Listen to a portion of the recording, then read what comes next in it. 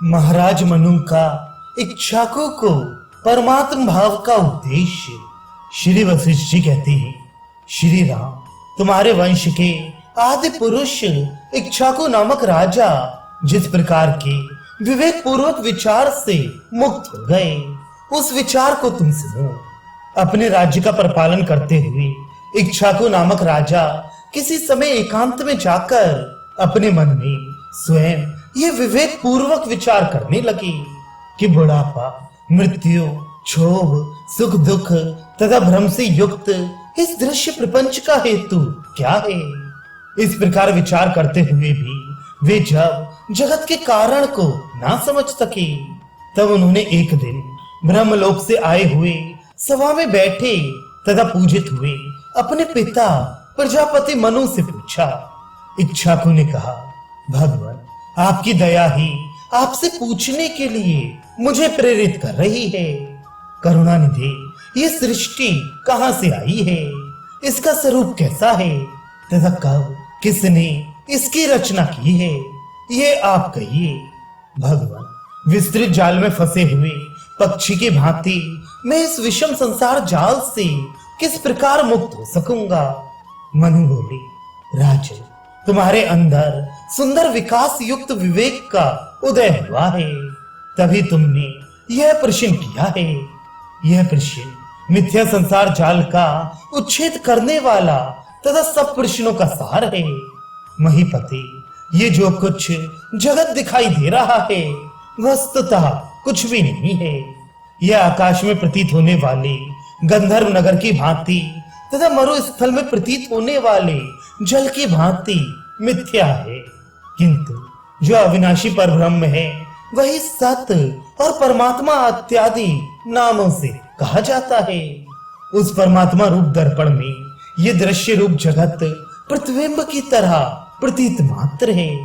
इसलिए वस्तुतः संसार में ना तो किसी का बंधन है और ना मोक्ष है, केवल एकमात्र सब विकारों से शून्य ब्रह्म ही है। जैसे समुद्र में एक ही जल अनेक तरंगों के रूप में प्रतीत होता है, उसी तरह एक सच्चिदानंद रूप ब्रह्म ही जगत के अनेक रूपों में प्रतीत होता है। उस ब्रह्म के अतिरिक्त और कुछ नहीं है। इसलिए राजन, तुम बंध और मोक्ष से रहित होकर निर्भय पद रूप पर ब्रह्म परमात्मा को प्राप्त हो जाओ। अज्ञान की उपाधि से युक्त जीव कर्मानुसार सुख दुख भोगते हुए अनेक योनियों में भ्रमण करते रहते हैं, किंतु वास्तव में सुख दुख और मोह आदि विकार मन में ही होते हैं, आत्मा में नहीं। परमेश्वर ना तो शास्त्रों के स्वाध्याय द्वारा और ना गुरु के द्वारा ही दिखाई देता है। वह तो अपनी स्वस्थ श्रद्धा युक्त पवित्र और स्थिर बुद्धि से ही अपने आप दिखाई देता है। इसलिए जैसे मार्ग में राग द्वेष रहित बुद्धि से पथिक देखे जाते हैं, वैसे ही अपनी राग द्वेष रहित बुद्धि से ही इन अपनी इंद्रिय आदि का अवलोकन करना चाहिए। अपनी बुद्धि से देह आदि पदार्थ मात्र का दूर से ही त्याग कर अपने अंतःकरण को शांतिमय बनाकर नित्य परमात्ममय हो जाओ। मैं ही देह हूँ, यह बुद्धि संसार में फंसाने वाली है। इसलिए मुमुक्ष पुरुषों को इस प्रकार की बुद्धि को कभी नहीं अपनाना चाहिए। मैं आकाश से भी सूक्ष्मतर सच्चिदानंदमय हूँ। ऐसी जो नित्य अचला बुद्धि है वह संसार बंधन से छुड़ाने वाली है। जैसे केयूर, कड़े, कुंडल आदि आभूषणों का आकार स्वर्ण ही है, वैसे ही माया के कार्य रूप जगत का आकार भी परमात्मा का संकल्प होने से परमात्मा ही है। अतः इस अनात्म देह आदि दृश्य समूह को आत्मा न समझकर और अंतःकरण को वासना रहित करके गुण रूप परमात्मा में अनायास अचल स्थित रहो।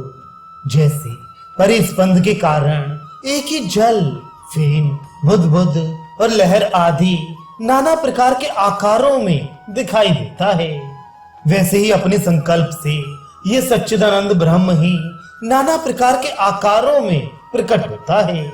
बस तुम संकल्प रूपी कलंकों से रहित चित्त को परमात्मा में स्थापित करके कर्म करते हुए भी कर्तापन के अभिमान से रहित, शांत और सुखपूर्वक ब्रह्म के स्वरूप में स्थित हुए राज्य पालन करो।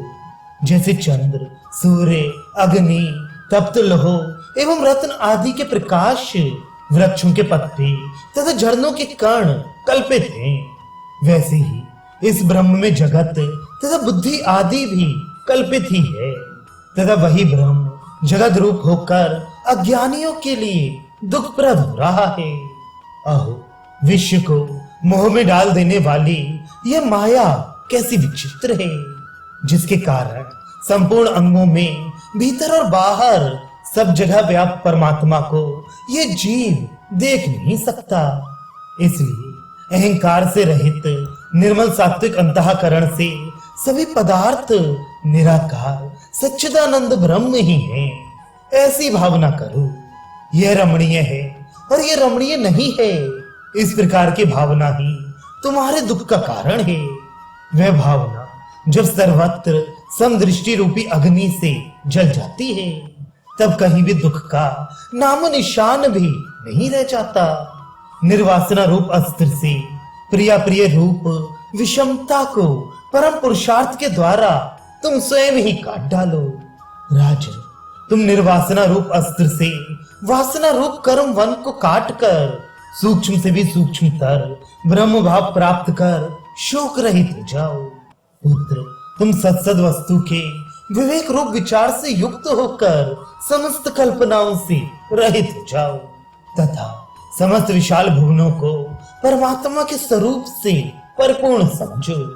तदनंतर जन्म मरण रूप रोग से रहित होकर पर ब्रह्म परमात्मा के आनंद का अनुभव करते हुए दीर्घ काल तक स्थित रहो और समता तथा शांति से युक्त होकर निर्भय चेतन ब्रह्म स्वरूप बन जाओ।